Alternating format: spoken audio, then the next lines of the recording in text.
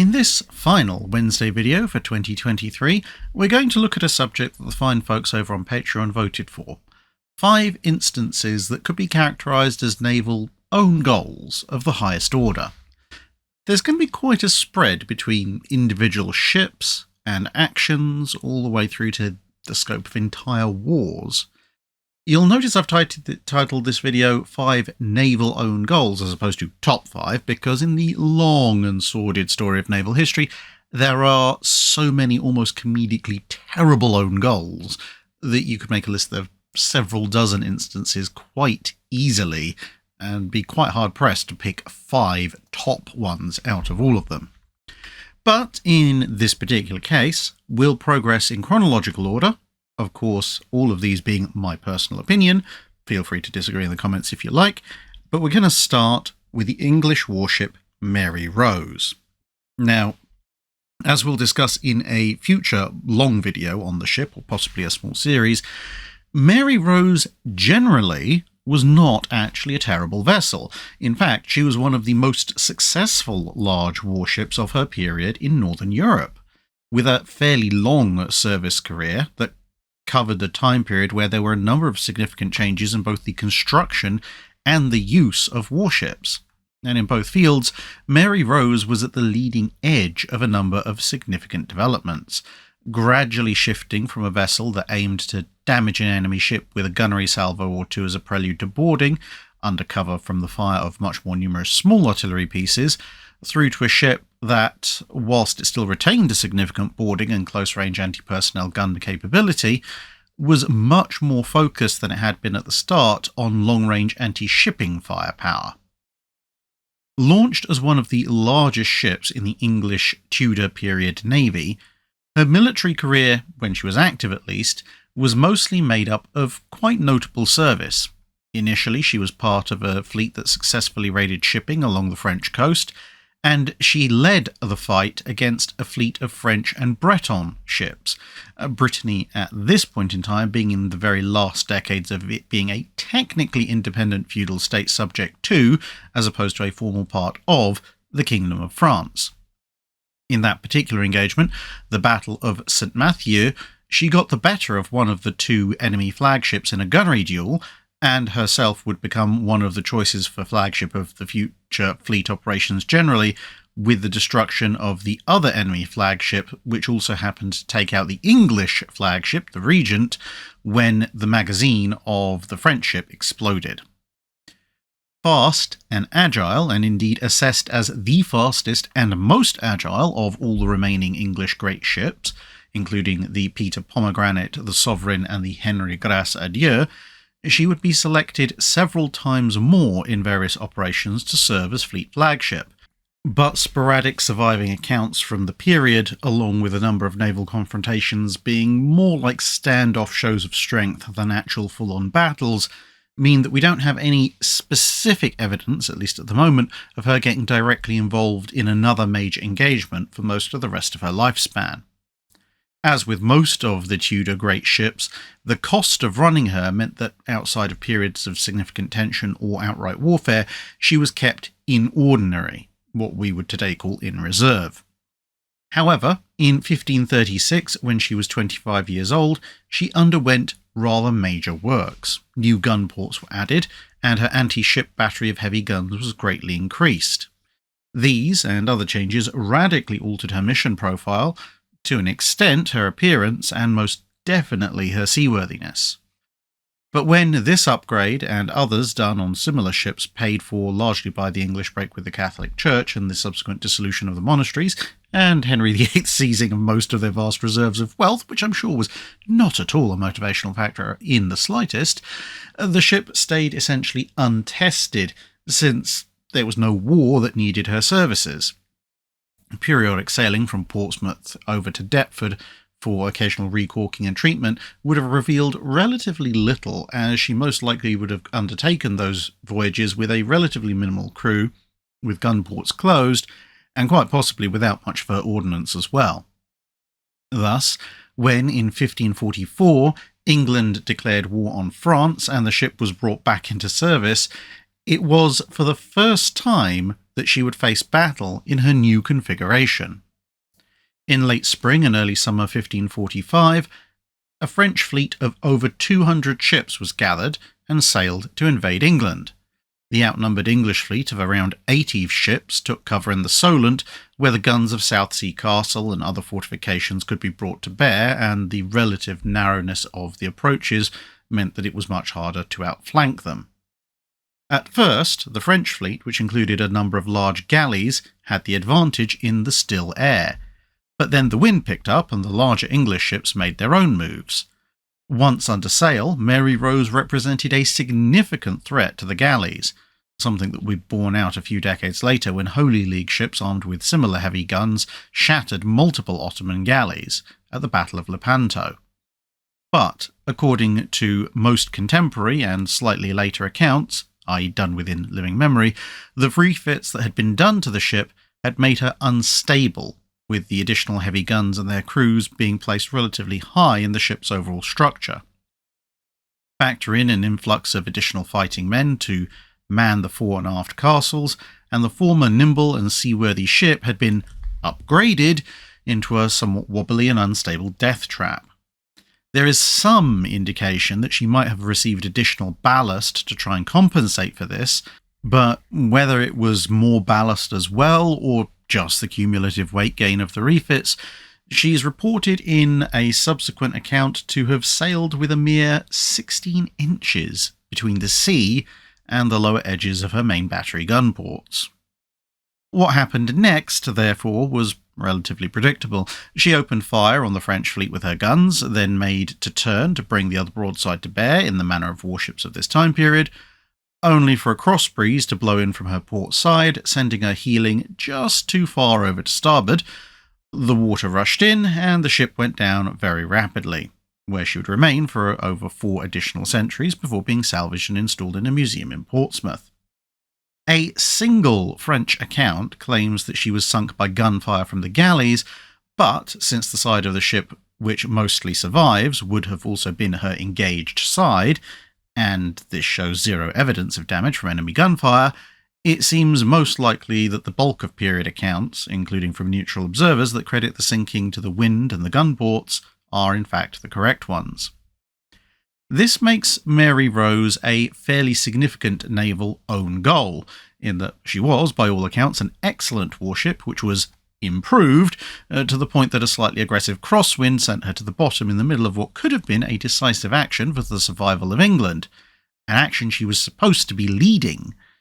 In the end, either an unexpectedly stiff resistance by a mixture of soldiers and local militia on the Isle of Wight, or a spectacularly terrible performance by regular French troops, or both, meant that the French invasion of said island proved a failure, and without a secure base of operations, the French fleet withdrew, leaving Mary Rose having sunk at great cost of life, without materially affecting all that much other than letting people know that overloading a ship tends to lead to bad things, which you'd hope they'd know already.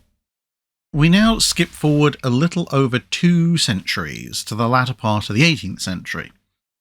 In the mid-1770s, the people of the 13 colonies, or at least a portion of them with enough influence over most of the rest, had decided that they were going to rise in revolt against the British Empire in what, depending on your history book, is ultimately called the American Revolution, the American War of Independence, or very occasionally, a bit tongue-in-cheek, the Second English Civil War.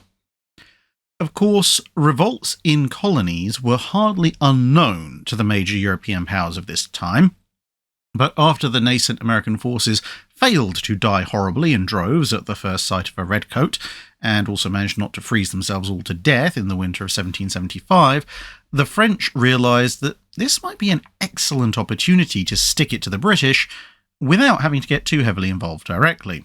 Thus, a semi-clandestine supply of gunpowder, weapons, money, officers and expertise began, which helped out the Continental Army a fair bit.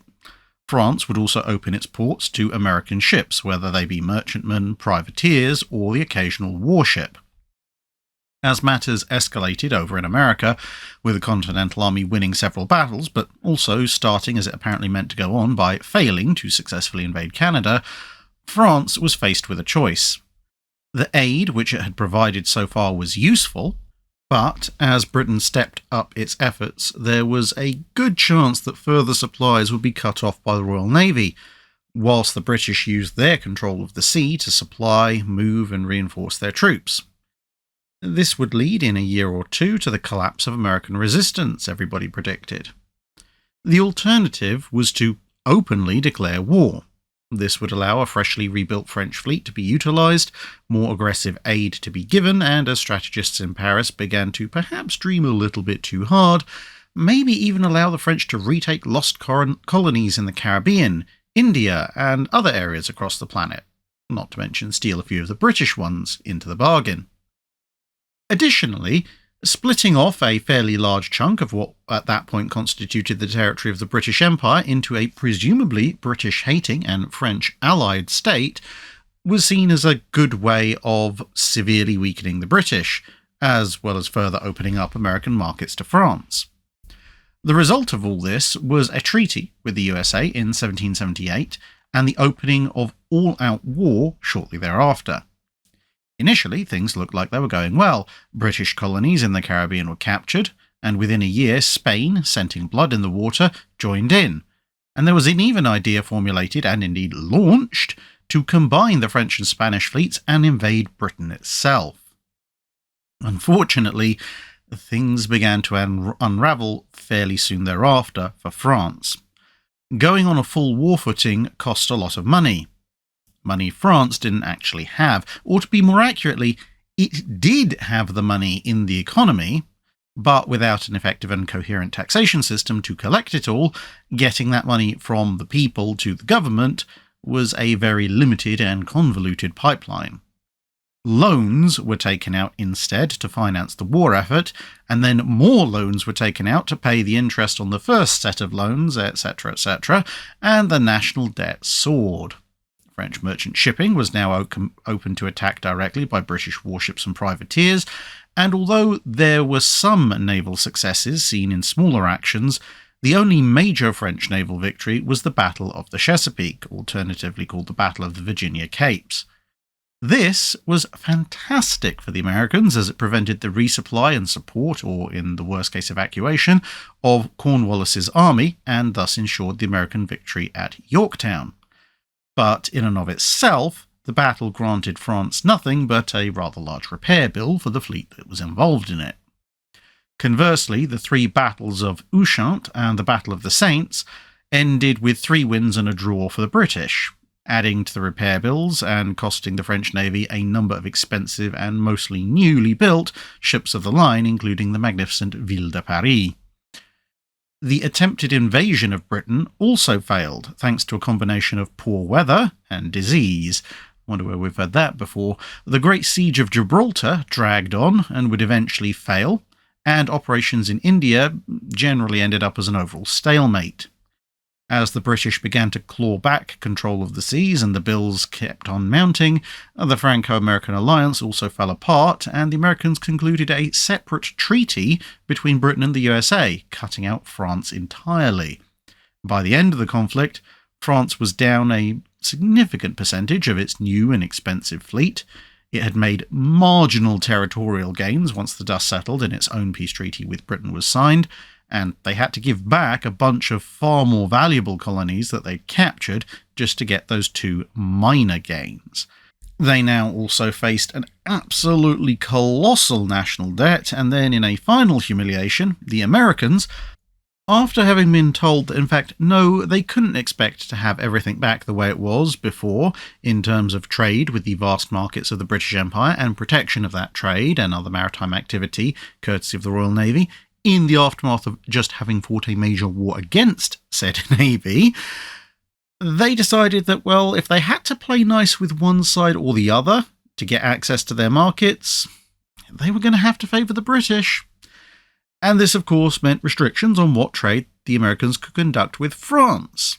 And so that avenue of clawing back the many billions of livres that France owed all of its creditors was now shut down. What all this added up to was a France that was about to either go bankrupt or be forced to massively raise and overhaul its taxation system. It tried the latter, and the end result, with a few other factors chipping in as well, was the French Revolution, utterly destroying Imperial France along with most of the old systems of government and not a few of the members of the royal and aristocratic families that formed those systems. The resulting ideological purge of much of the French Navy's officer corps for the crime of being born too posh would go on to leave the Marine Nationale fatally weakened in the subsequent Revolutionary and Napoleonic Wars. So, given that the cost of providing extensive naval supply and support to the fledgling United States cost not only Imperial France its very existence, but arguably also cost its successor Republican France 2 further sets of wars, you could very definitely class this one as an own goal of epic proportions, although I'm sure the Americans appreciate it. Then we move on to the Dardanelles, but not in 1914. No, we're going to the Dardanelles a little bit before that, in 1807, and thus the time skip is somewhat less. We're only going a couple of decades after the American War of Independence. In 1806, a year earlier, the French, them again, now under Napoleon, tried to engineer the entry, or more accurately, re-entry, of the Ottoman Empire into the ongoing European-World War, as the Ottomans had previously been on the other side before a brief pause in the fighting. Now, the French were trying to get the Ottomans mainly to open up a second front against the Russians, who were currently enemies of Napoleon, as Russia had also been on both sides of the ongoing conflict. It just depended what year you're looking at. Technically speaking, the British and the Ottomans were actually still allied, a holdover from the last coalition, but this was now very much an on-paper-only situation. An initial Royal Navy force headed for the Dardanelles, just in case diplomatic efforts to curtail the French attempts to influence the Sultan failed, this force being intended as a reminder and not so subtle threat of British naval firepower. Since the French and Spanish fleets were still smarting from the Battle of Trafalgar, which had occurred only a little over a year earlier, and thus seemed disinclined to do anything much, Admiral Collingwood was directed to send some of his ships for this purpose. The initial force dispatch consisted of 3 ships of the line: the Canopus, a third-rate, formerly the French Franklin, captured at the Battle of the Nile; another third-rate, the Thunderer, a veteran of a number of important naval battles, including the recent Trafalgar; and the smaller 64-gun Standard. Along with a frigate, the Active, and a sloop, the Nautilus, this force anchored close to the Dardanelles and was joined by the frigate HMS Endymion, which had sailed the other way, coming from Constantinople, with the British ambassador and other British citizens who'd evacuated for fear of being lynched. With the situation getting worse, the Admiralty dispatched Vice Admiral Duckworth aboard the first-rate Royal George, with orders to sail through the Straits to Constantinople, seize or destroy the Ottoman fleet and its supply warehouses, and bombard the city if depriving the Sultan of his fleet was not enough to persuade him to see things Britain's way. Assistance from the Russians was requested, but Collingwood didn't believe that they'd have the ships in the area in time, so when Royal George arrived at Collingwood's location, in company with the 98-gun second-rate Windsor Castle and the 74-gun third-rate Repulse, he added the 74-gunners Ajax and Pompey to the fleet, along with 2 bomb ships, the Lucifer and Meteor. So far, so good. But from the 11th of February 1807, things started to go wrong and mostly would continue to get worse, with one slight highlight. First of all, the wind started coming up from the southeast, which meant it was blowing across the straits from Asia Minor into Europe, which wasn't ideal for sailing vessels who had to go down a narrow channel with a strong current. Whilst the fleet waited at the entrance, the Ottomans, with French help, weren't stupid enough to miss the rather obvious signs of what was about to happen, and they began rushing to reinforce the fortifications, which were in a rundown state. Does any of this have shades of familiarity to those of you who study World War II? Then, on the 14th, apropos of nothing, Ajax randomly caught fire, drifted ashore onto the island of Tenedos, and then blew up the following morning. Exactly what caused the fire remained a mystery. Some said that a candle had fallen over into some poorly stowed away hay, whilst somebody else claimed that coal rich in pyrites had spontaneously ignited, presumably that coal being present for the ship's galley. The force under Duckworth combined with the ships already present, and as one fleet they all headed in once the wind shifted to a more suitable direction. They came under fire from the forts, but at first this had so little effect that only the bomb ships were even ordered to return fire. The castles at the very narrowest part of the straits also opened up as the British fleet passed, and this resulted in the fleet actually bothering to return fire fully, but the fleet cleared the area in relatively good order and happened upon elements of the Ottoman fleet, with minimal damage having been sustained by the British. They had a total of 6 killed and 51 wounded to varying levels of severity, and very little actual physical damage to their ships. All in all, a relatively small price to pay for an opposed transit of the Dardanelles. The British, as we just mentioned, had now caught sight of elements of the Ottoman fleet which happened to be anchored further up. There was a 64-gun third rate, 3 fifth-rate frigates of 40, 36 and 32 guns respectively, 4 ships that were listed as corvettes with 22, 18, 10 and 10 guns, 2 brigs and 2 gunboats. One of the brigs immediately slipped its anchor and sailed off for Constantinople, and the rest of the Ottoman formation, which was still at anchor, fired on the British vessels, to rather predictable effect given the balance of firepower involved. In less than an hour, most of the Ottoman ships had cut their cables and run aground to avoid being sunk. A corvette and a gunboat were captured, and the only other survivor was one of the smaller frigates, which cut its cables and ran, but only succeeded in getting to the European side of the strait. The fleet had been anchored on the Asia Minor side, before also running aground. A small fort in the area was also silenced and captured, with boat parties sent ashore to spike the fort's guns and set fire to the grounded Ottoman ships. A further 4 men had been killed and another 26 wounded, with the expedition losses now amounting to 10 killed and 77 wounded in total. But in exchange, they'd forced the straits, destroyed all naval opposition, and were now bearing down on Constantinople unopposed. This passage of the straits was pretty much the high point of the expedition, though, and bear in mind, they'd already had Ajax randomly explode. Leaving the frigate active behind to deal with the prizes, the British forces arrived at a point about 8 miles away from their destination, it now being the 20th of February, as they'd been delayed by a lack of wind. On the 21st, Duckworth sent the Sultan an ultimatum to surrender any remaining elements of the Ottoman fleet, along with their supplies, and forswear their alliance with France and any actions they may have undertaken as a result of that, with a half hour granted to them to write up a response and send it back. The Ottomans refused to even let the boat that was carrying the message land. 2 further letters with increasing levels of threat to bombard the city were sent, and it's possible that at least one of those made it ashore, but it's relatively unknown. However, having threatened the city with imminent destruction, the next day, the 22nd, passed, with the British ships just gently swinging at anchor. And then on the 23rd, another letter was sent ashore. This one is so dense with pompous and wandering verbiage as to be almost unintelligible. To wit, I shall read it to you. When the active joins me, or even when my squadron shall be joined by all our naval force, even that shall not occasion any alteration in the terms I have proposed. I must tell you frankly, I will not consent to lose any more time. I owe it to my sovereign and to my own honour not to suffer myself to be duped, and those who are capable of thinking so meanly of others justly become themselves the object of suspicion. You are putting your ships of war in motion, you are taking every method of increasing the means of defence, but if the sublime Porte really wishes to save its capital from the dreadful calamities which are ready to burst upon it, the thought of which is so shocking to our feelings of humanity, you will be sent here very early tomorrow morning with full powers to conclude with me the work of peace, which Mr. Arbuthnot would by this time have set out to conduct on shore if he had not been prevented by a very serious indisposition.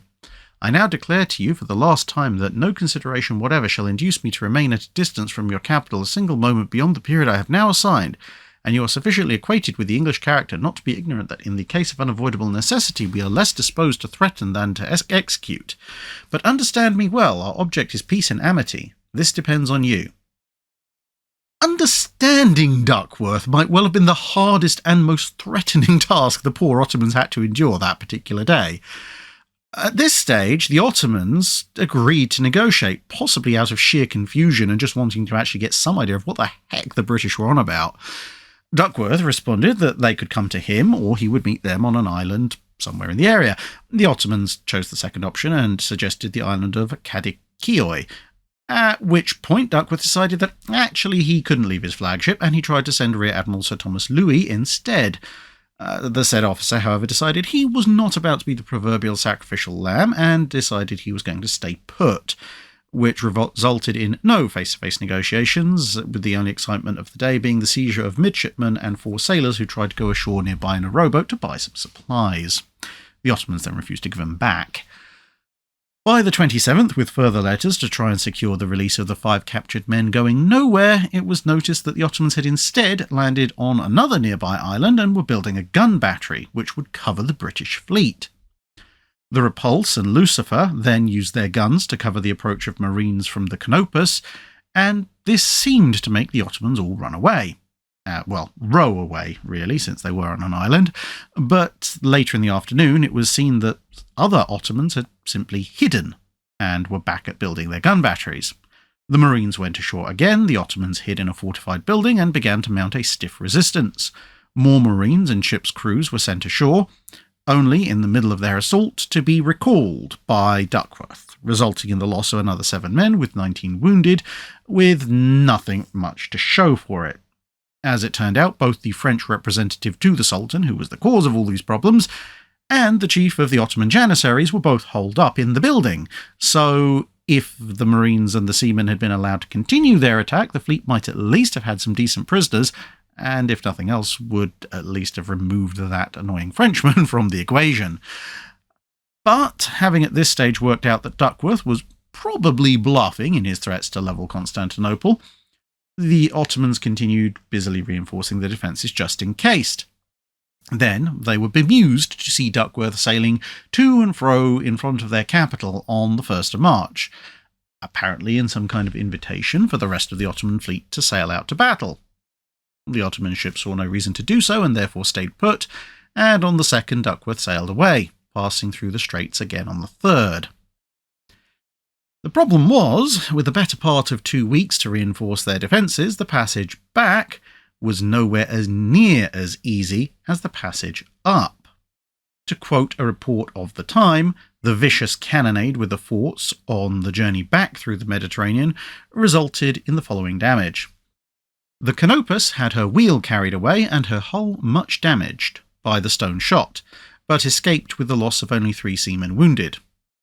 On board the Repulse, a stone shot from the castle on the Asiatic side came through between the poop and quarterdeck, killed 2 quartermasters, 5 seamen and 3 marines, and wounded 1 lieutenant of marines, 2 corporals and 4 privates, also 2 quartermasters and a boatswain's mate, total 10 killed and 10 wounded, the only loss which Repulse on this occasion sustained. The same shot badly wounded the mizzenmast, broke and carried away the wheel, and did other serious damage. The Royal George had several lower shrouds cut away and her masts slightly wounded. A large stone shot also stuck fast in her cutwater. Her loss amounted to 2 seamen and 1 marine killed, 2 officers, 1 petty officer, 22 seamen and 2 marines wounded, total 3 killed and 27 wounded. A shot of 800 pounds weight struck the mainmast of the Windsor Castle and cut it more than 3/4 through. Her loss amounted to 3 seamen killed, 1 petty officer, and 12 seamen wounded. On board the Standard, a stone shot from the castle of Sestos, weighing 770 pounds and measuring 6 feet 8 inches in circumference and 2 feet 2 inches in diameter, entered the lower deck, killing 4 seamen and, having set fire to the salt boxes which were on deck for immediate use, caused an explosion that badly wounded 1 lieutenant, 3 petty officers, 37 seamen and 6 marines. The alarm of fire that followed the explosion caused 4 seamen to leap overboard, all of whom were drowned, making the Standard's total loss by this single shot, and which was all she sustained, amount to 8 killed and drowned and 47 wounded. The Pompey had a good fortune to escape without being struck by a shot in hull, mast, rigging or sails. The Thunderer, on the other hand, was a good deal damaged and had 2 seamen killed, 1 lieutenant, 1 midshipman, 10 seamen and 2 marines wounded. The Lucifer had no one hurt. The Active received a granite shot weighing 800 pounds, measuring 6 feet 6 inches in circumference, which passed through her side 2 feet above the water and lodged on the orlop deck close to the magazine scuttle without injuring a man. The aperture made by it was so wide that Captain Mowbray, on looking over the side to ascertain what damage it had done, saw two of his crew thrusting their heads through at the same moment. Had there been a necessity for hauling to the wind on the opposite tack, she must have gone down. Her loss altogether amounted only to her boatswain, 4 seamen and 3 marines wounded. The Endymion had 3 seamen killed and 1 lieutenant and 8 seamen wounded. The Meteor had the misfortune, about a quarter of an hour before she got abreast of the castle of Abydos, to part the hawser by which the Endymion had been towing her. The Endymion did not wait to take the Meteor again in tow, but hastened past the batteries. These opened a tremendous fire on the bomb, and all on board the squadron, knowing that the Meteor's magazine was above water, expected every instant to see her blown into the air. The stone shot flew about her in all directions, and some struck her hull. At length, after bursting her 10-inch mortar, she'd burst her 13-inch mortar on the way up the channel, the Meteor got past the batteries, with the loss of 1 lieutenant of the marine artillery and 7 seamen wounded. It seems that amongst the various guns brought up in the intervening time, the Ottomans had discovered some guns at least cast in the manner similar to the great siege bombards with which they'd taken Constantinople several hundred years earlier, if they hadn't found the actual guns themselves lying around, hence the large size of some of the shot fired. In fact, one of those guns, named the Dardenelles gun, was gifted to the British about half a century later and now resides in Fort Nelson just above Portsmouth. This incident left another 29 killed and 138 wounded. At this point, the Russians appeared with 8 ships of the line and asked the British if they would like to accompany them back through the straits to try again. Duckworth declined and sailed off to get his battered force repaired. In total, with almost 300 casualties of all types suffered, a battered fleet needing repairs, and 1 ship a total loss in the form of the Ajax, Duckworth had accomplished nothing, except reinforcing the idea in the Ottomans' mind that they didn't actually need to pay any attention to the British or their demands. A couple of months later, the Russians managed to catch and destroy or cripple most of the Ottoman fleet anyway, but the Ottoman Empire would now remain at war with Russia for many years to come, with Duckworth's entire contribution to proceedings just having been to actively make everything worse. We now jump forward again, just over 120 years, to the Second World War. Whilst Germany at this stage had enjoyed somewhat more success on land than it had in World War I, and was now therefore in possession of most of the French Atlantic ports, it was still under blockade by the Royal Navy, and this meant that some materials that were critical for certain war industries, which couldn't be found in mainland Europe, would soon begin to run short, or would have to be replaced with less durable or less useful alternatives. Natural rubber, tin, tungsten, and other similar materials being a few examples. To try and mitigate these shortages, which affected not just the materials that were being made, but also the tools that one might use to make them, the Kriegsmarine began a program of blockade running. In 1941, this met with a general amount of success. Most of the ships that were sent out or called back in made it with fairly valuable cargoes. But it wasn't to be a sustained success. The last blockade runner that made it in, at least a surface one, came into port in 1943, and that was in a period when more than 90% of the ships that tried didn't make it. A submarine blockade running service was equally unsuccessful. But for this brief own goal account, we're going to look at the end of 1941 and early 1942, where we find the German merchant ship Spreevald riding at anchor in the Far East.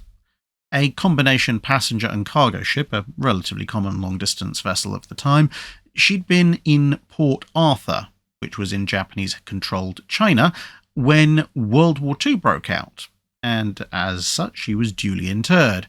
But as 1941 was coming to a close, and it was fairly clear, at least internally, that Japan was going to be joining the Axis fully sooner rather than later, the ship was allowed back into service and loaded up with almost 4,000 tons of rare resources, such as those mentioned earlier, primarily rubber, but with certain amounts of tin and tungsten and various other ingredients along for the ride as well. She set sail for German-occupied France, clearing the Pacific and Indian Oceans before the attack on Pearl Harbor, and was heading up the Atlantic in disguise. Unfortunately, her disguise turned out to be a little bit too good.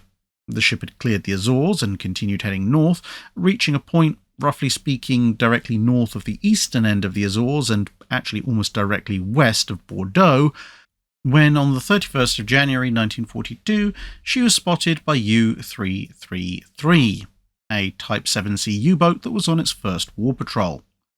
So far, the sub had managed to do pretty well for itself, 2 kills with 2 torpedoes launched. Spreevald was pretending to be the Elg, a Norwegian ship, and thus flying the appropriate flag. U-333, completely fooled, thus sent out another torpedo, and scored a direct hit amidships. Spreevald then started to transmit a distress call, claiming to be the Brittany, and she began to burn and settle. U-333, none the wiser, finished her off with another torpedo and meandered off on her way. Ironically enough, there were 2 other U-boats, U-575 and U-123, waiting in the area to escort the Spreevald into port. U-123 also needed to transfer an injured crewman over to Spreevald, which had better medical facilities. But Spreevald, in a case of German efficiency pushed just a little bit too far, was not only extremely well disguised, she was running ahead of schedule. And not expecting her to be in the area so soon, U-575, which was the one that was mostly in charge of the escort mission, hadn't thought to tell any of the other nearby U-boats to expect the passage of a friendly ship. Despite 7 U-boats, including the rather chastened U-333, as well as 5 FW-200 Condors, all subsequently searching for survivors once the mistake was realised, about half of those aboard, which had included 86 Allied prisoners transferred to Spreevald from the supply ship Kulmerland, which had in turn received them from the Hilfskreuzer Kormoran, didn't make it. Needless to say, with the Spreevald also went her cargo, which would go on to have rather negative effects on the German war industry in the next few months, which really needed that consignment of valuable materials. And finally, what list of naval own goals would not be complete without the Japanese Navy's heavy cruiser, Mogami.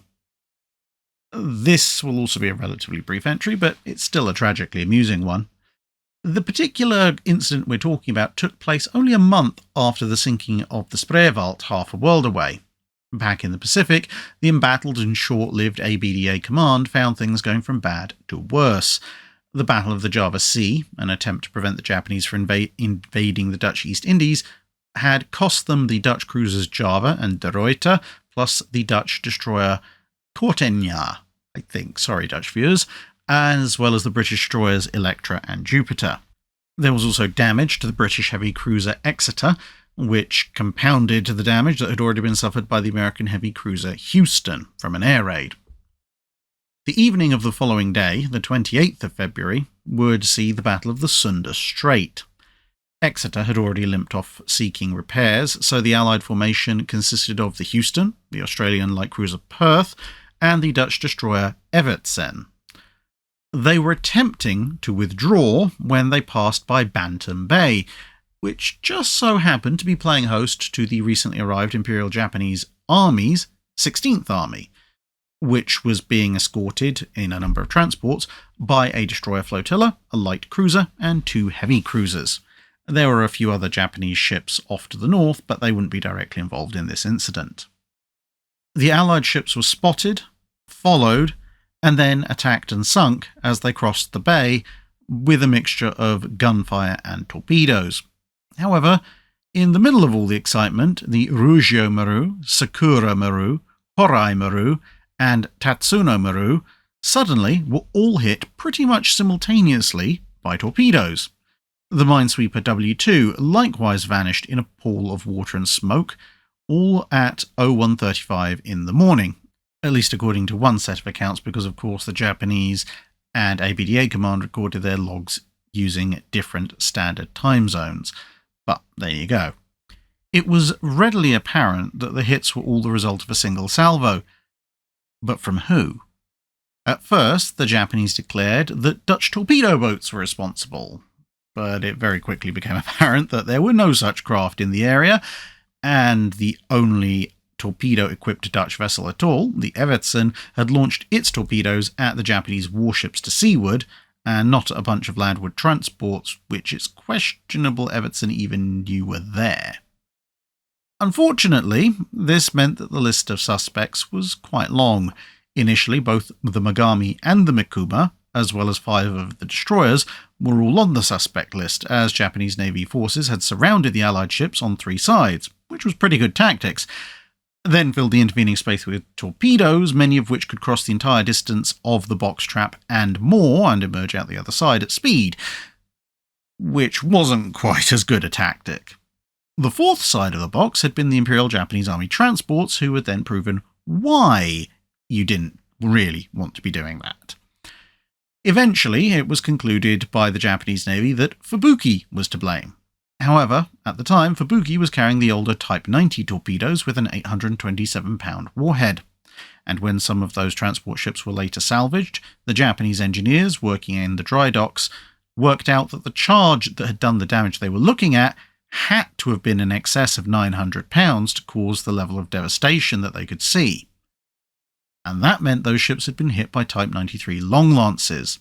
That in turn narrowed the suspect list down to Mogami and Mikuma, who were the only ships in the formation carrying those particular torpedoes at that particular date, and additionally Fubuki had launched its torpedoes almost an hour before the ships were hit. So, unless Fubuki's torpedoes had picked up a particularly devout and rapid following of local crabs who then rode them the rest of the way, the destroyer was very definitely in the clear. A look at the Mogami's logs for the battle, however, showed that she launched 6 torpedoes aimed at USS Houston at 0127. As I said before, all time zones take from Japanese cruisers of the Pacific War. However, these torpedoes all missed, and assuming that they were launched while set to travel at their top speed, the time required to cover the approximately 7 1/3 miles between Mogami and the transports corresponds almost exactly to the time between Mogami's launch and the transports being hit. And thus, in a night that otherwise saw a decisive Japanese victory, the single most successful torpedo salvo in history, at least if you go by number of targets hit, turns out to have been friendly fire. Although, given the state of relations between the Japanese Navy and the Japanese Army as a whole, perhaps the friendly part of that is a little questionable. So there you go. 5 of my choices for own goals in various navies or with naval-related matters at various times through history. If you have other ideas for naval own goals where someone's really just made things objectively worse for their own side by doing something and would have been better off just staying at home, let us know in the comments below, because they're always amusing to read about. See you later.